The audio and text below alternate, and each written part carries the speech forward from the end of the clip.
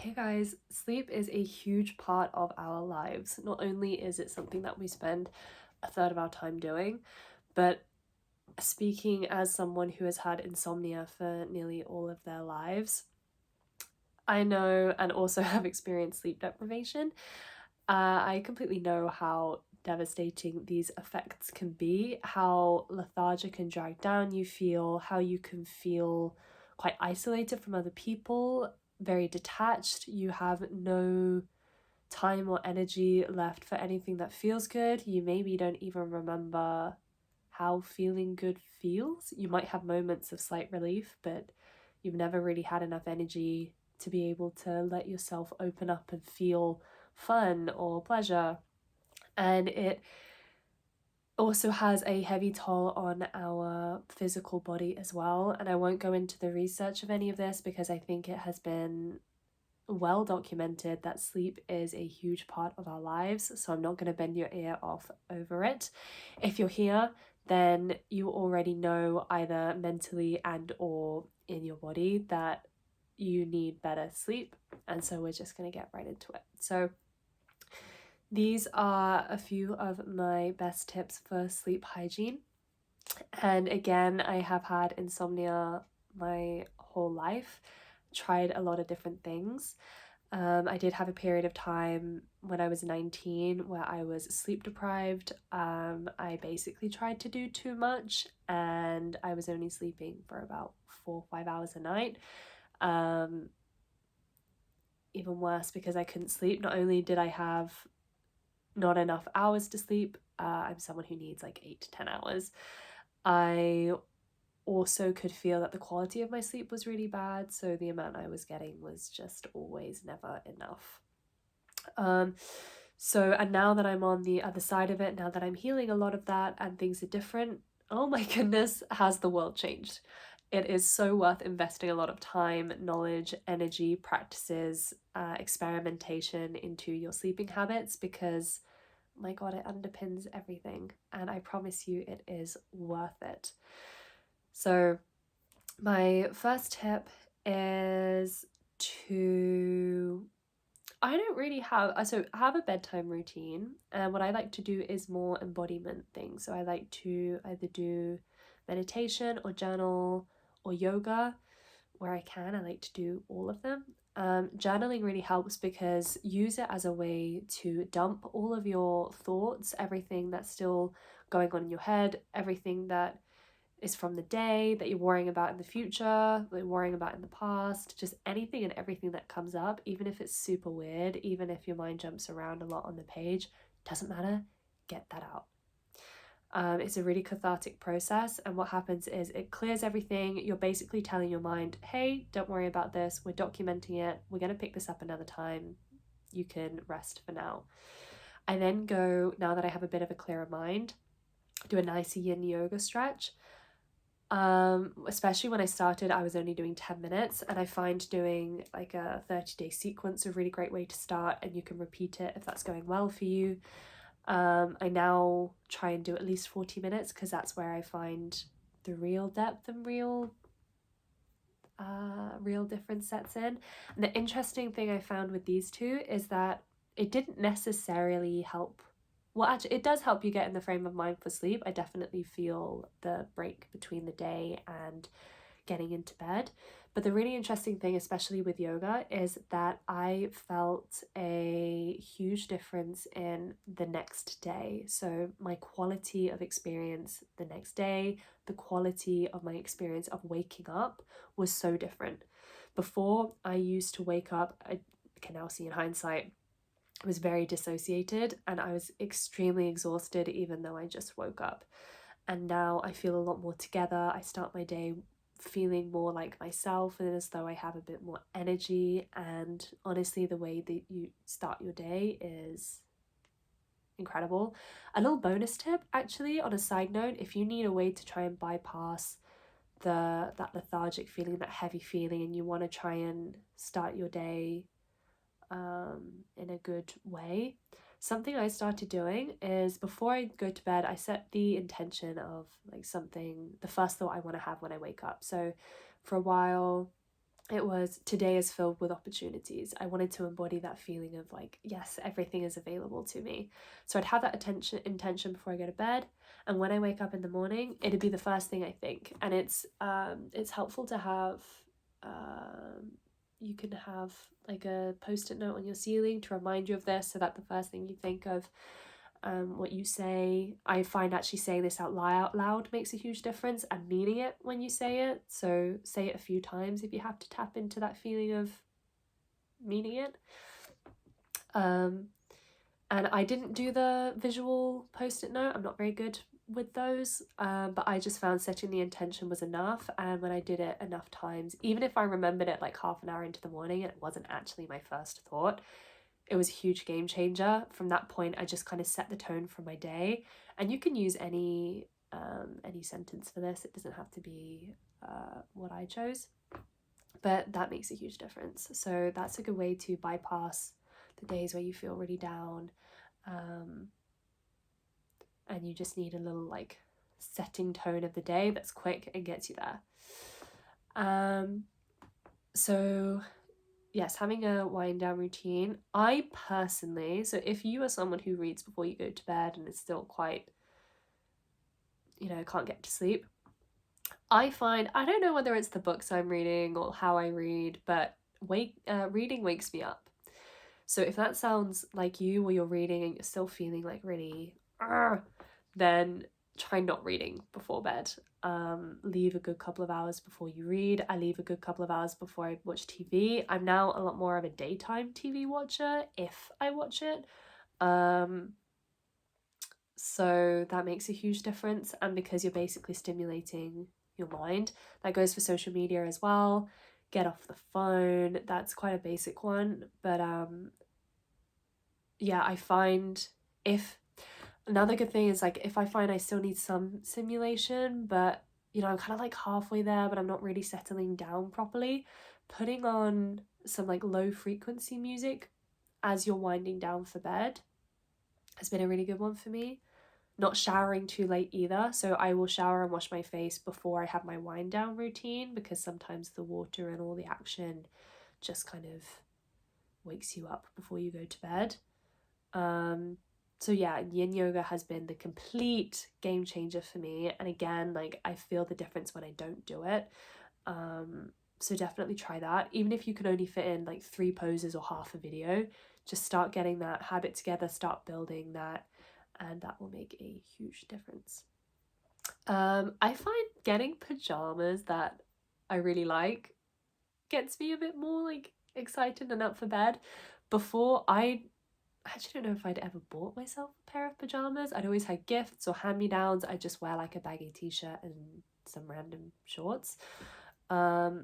But recently I started buying sets of pajamas, and I just feel like really cute and put together, and like I feel a lot more kind of harmonious and at peace when I go to bed. And then when I wake up in the morning, I feel a bit more like, yeah, I'm put together and like I'm feeling cute, I'm looking cute. So that's just something to put you in a nice, I think it frames bedtime a lot nicer. It makes the whole experience a bit nicer, especially if you live in a colder country and you can get all these like fluffy things and cozy things and blankets and stuff. So making your bedroom like a really cozy place as well can be really fun. And just, I try not to have, if I have a light on, I try and keep it to the minimal amount, and I have like one of those really low yellowy lights. You want to get it as close to red, because red and orange and those kinds of things help produce melatonin and tell your mind that it's ready for bed. I'd stay away from all types of LEDs, even if it's red. I think they're quite harsh lighting. They wake you up. So you want like a really subtle light or a night light, and just set the mood. That makes a huge difference. I try not to be so I definitely won't use light when I'm getting ready for bed. I might do it for the first part when I'm journaling, but when I'm doing yoga, for example, I either keep on like a really low light, or I actually prefer to turn the lights off. And I close my eyes as well, and that really helps to get yourself ready for sleep. So I don't use, even before my nighttime routine, I try not to put overhead lights on, and if I do, I dim them down. If you don't have a dimmer, again, get another lower light lamp. It just makes a huge difference. It starts priming your mind. I actually think it can be quite unnatural. I think you can get these daylight bulbs as well that kind of shift with, that help balance the, so in the daytime they kind of give you the light that you need, and then in the evening the qualities of it change so that it's getting you ready for sleep. I find those really cool. I haven't got any yet, but maybe that's something you're interested in. I try and rarely use lights because I find that artificial lights, it's just not natural, so it's probably going to throw off your bodily cues. So I use natural light in the daytime, and yeah, either really low level light or no light where I can in the evening. That really helps. Meditation is another good one. It just kind of helps you let go of those thoughts you have, you know, when you're lying in bed and you're like, oh my God, I can't sleep, I have so much to do tomorrow, like I'm gonna wake up in a couple of hours. You just let those go easily and you ride the waves of life. So that's just like a good, meditation is just a great thing to do anyway. And on that note, I am rolling out a new course. It's more of like a holistic health kind of course. It's everything, complete, full disclaimer, I'm not a health professional, but I have had a huge journey with health in my life. And so I want to share with you everything that has helped me. So I'm creating this course and we're going to cover a load of different topics like diet and sleep and concentration and mindset. That's going to be riddled throughout as well. So it's going to be your basics, but we're not actually going to go into all the research and stuff that you've heard of before, because I think a lot of us have come from a self-help background. We already know the research. I now want to give you the hacks that I used to actually get myself to do it, to actually bridge that gap between I'm not doing it and I want to now, yes, I am doing it.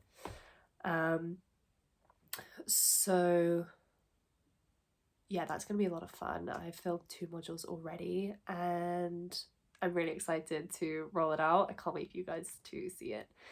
But anyway, my other tips for sleep hygiene.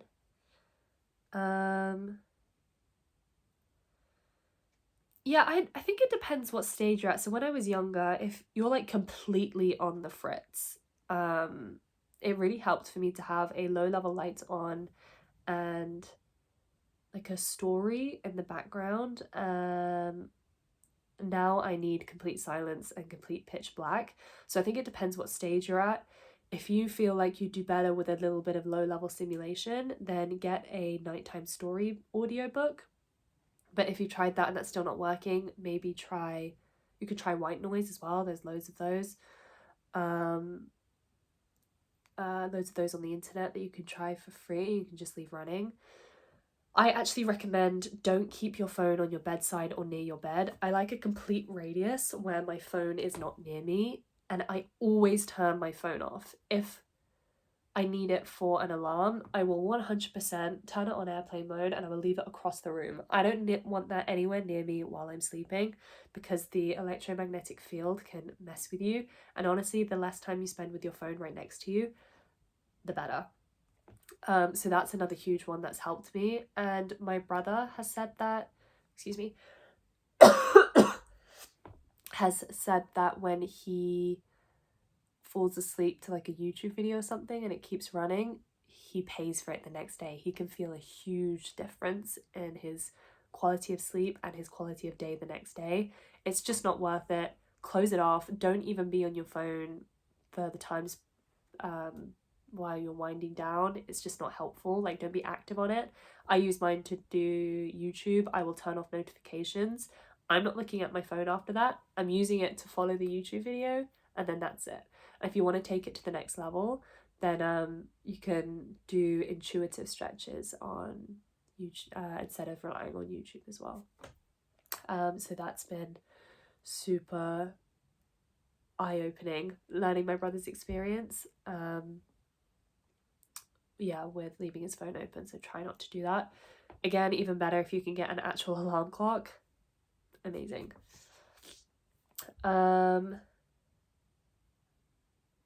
What else do I do? Yeah, having a good morning routine helps, like knowing what you're doing and making it really fun, like playing music, doing what you want to. If something is really taxing, then cut it out. Like I changed my face wash routine so that I no longer have this huge thing in the morning. I now do it more in the evening because I'm definitely not naturally a morning person. So making tweaks like that just to um make your morning more streamlined or more fun, whatever that looks like or feels like to you, can make a huge difference.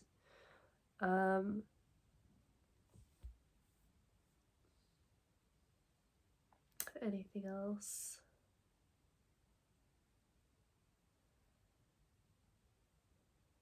I think they're my main ones. I think I've tried a whole load of other things, but these are the ones that have really worked for me, that I stick to religiously. Oh, also, I like to keep a little bit of, I crack a window open and keep a bit of airflow through. For some reason, I find that that really helps. A little bit of fresh air, circulate the air, definitely makes a big difference. Yeah, I try not to chat too much. Again, having that wind down routine where it's just you, just really like take back that simulation. And I know you don't want to hear that because then people get stuck with their mind and they don't actually like their mind. That's where meditation can really come in. But stop numbing out, because that's the reason why you can't sleep. It's because you finally have a moment of peace and quiet to yourself, and your mind like freaks out and doesn't want to be alone, but it's not going to be able to rest in that space. So you need to start dealing with your stuff in day-to-day life. And that's one of the biggest things with sleep for me, is that it's actually been a lot about the waking patterns that I've changed rather than the sleep itself. It's all kind of, sleep has kind of been a knock-on effect that has greatly improved, barring a couple of exceptions, once I work out the periphery and do everything else, and really get my daytime right. And that includes like really healthy boundaries, going for what I want, being clear on what I want, dealing with a lot of stuff in my past that I've left or not wanted to deal with. Again, meditation's great for that. Being bold is great for that. Just kind of feel the fear and do it anyway mindset is great for overcoming stuff from your past. And yeah, you tend to sleep a lot better at night after that. The other thing is I don't do anything else in my bed other than sleep. I do not watch TV or watch anything, excuse me, because then you're kind of associating against stimulation. Like even if you eat and stuff there, even if you just chill out, don't do it. I actually like to keep my bed really clean as well, so I don't want to get daytime clothes into my bed. It's like a complete clean zone, completely for sleep. You know what it's for, and yeah, it's just amazing. I also find like a really subtle one is just kind of telling myself I'm gonna have a good night's sleep tonight, and tomorrow morning I'm gonna wake up and say this feel good sentence, and the rest of my day is gonna be great. And that kind of just brings like a note of good feeling into the tone of sleeping, and your body responds to that. A lot of the times the last things that we think, the last things that we're embodying when we go to bed will continue to be processed, will set the tone for our sleep, which is why when you watch a horror film, you'll go to bed and then you'll have a scary dream, because you haven't actually had a circuit break from the horror film. You've not set the tone. You set the tone going into bed going, I'm scared, let's process on this level of feeling scared, rather than having a circuit break and then going, no, I'm having a really good night's sleep and I'm going to wake up tomorrow and tomorrow's going to be super productive. That's also why I don't recommend watching stuff before bed and having a wind down routine before you get to bed. Excuse me. So yeah, those are some of my biggest tips. Let me know which one is your favorite, and if you have any to add, definitely add them in the comments below. Again, I'm super excited to share my course. And yeah, I'll be dropping a few more modules in there for sure. Probably, excuse me, launching it in the next week or so. Yeah, super excited about that, and I want to hear how these tips go for you. Give them a good try, give them some time, test what works. use this as inspiration as well. Fully adapt them. That's kind of where the real gems are, when you take something that works for other people and then you adapt it to you. That's where the magic is. And that's just a good life philosophy anyway. Like, make it work for you.